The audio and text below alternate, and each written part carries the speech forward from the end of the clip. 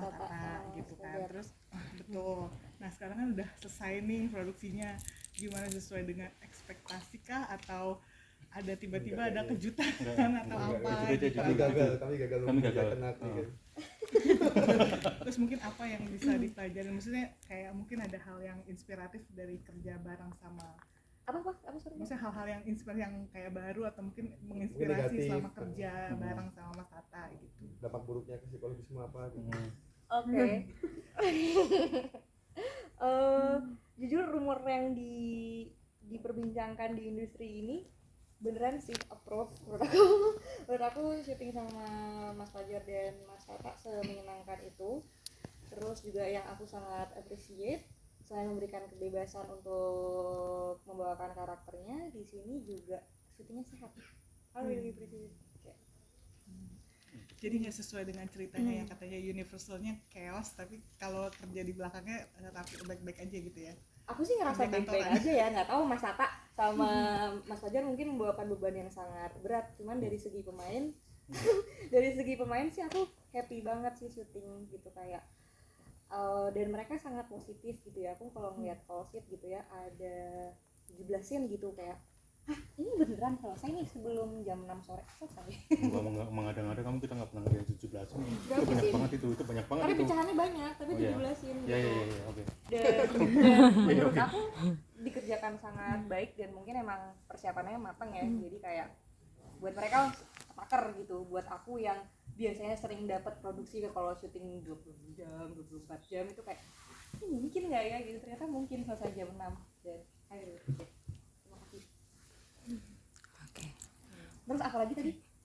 Itu mungkin ada hal, iya, terus mungkin ada hal-hal baru misalnya tiba-tiba oh ternyata kalau syuting sama ternyata orangnya kayak gini atau gimana ya, biasalah buat sedikit gitu, atau misalnya selama di sana ternyata punya kebiasaan seperti ini gitu, kayak Mas Tata tuh apa gitu, misalnya harus minum kopi dulu kalau direct atau harus pakai baju hitam terus atau gimana gitu.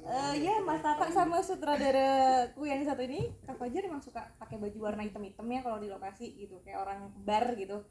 Kalau pakai baju warna biru dongker mereka pakai biru dongker gitu. Terus fun fact-nya kayak dua teman saya ini sungguh sangat sehat, setiap pagi tuh minum kunyit. Kayak aku nggak nyangka masih ada orang yang melakukan itu.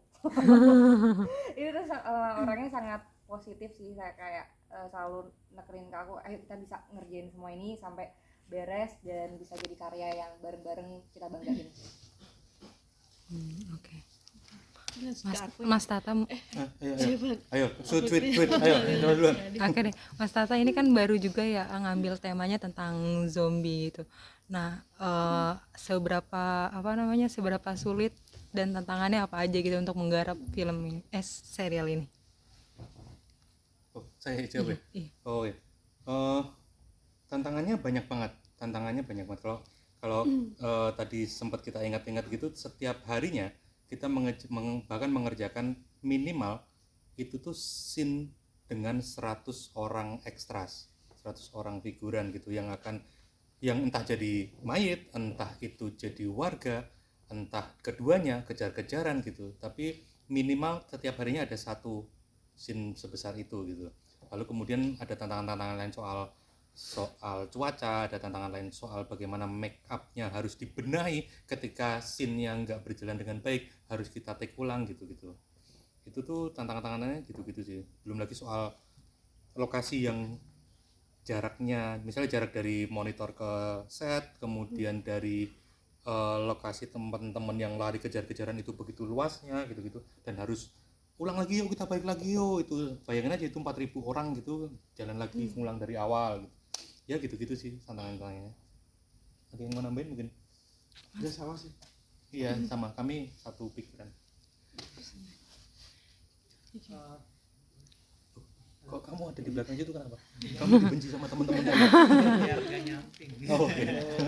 Oke.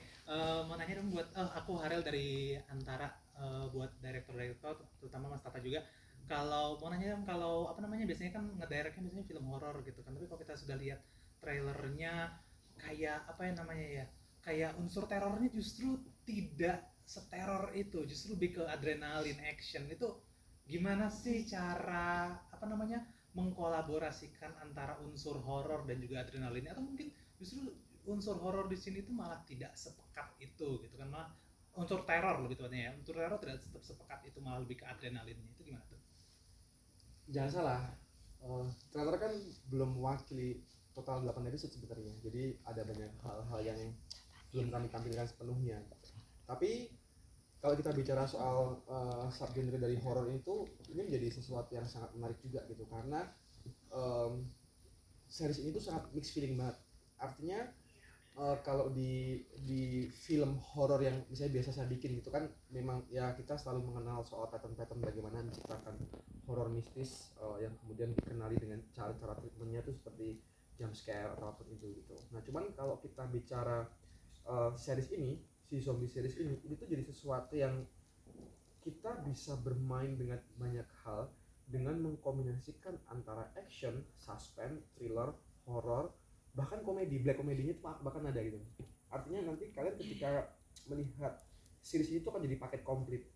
Nah, hal-hal kayak gini nih yang kami sukai gitu. Artinya saya dengan Fajar itu kan memang orang yang sangat kalau bercanda tuh kadang lewat batas gitu. Jadi tadi kalau ada apa namanya cetukan-cetukan dari dia, saya atas nama temannya mohon maaf gitu. Jadi karena kadang-kadang keterlaluan gitu. Saya juga minta maaf. Nah, hal-hal yang keterlaluan kayak gini nih yang kemudian selalu kita masukin ke dalam treatment yang kita punya gitu. Artinya kita tuh punya ruang bermain yang begitu besar yang kemudian disupport sama platform dan juga PH.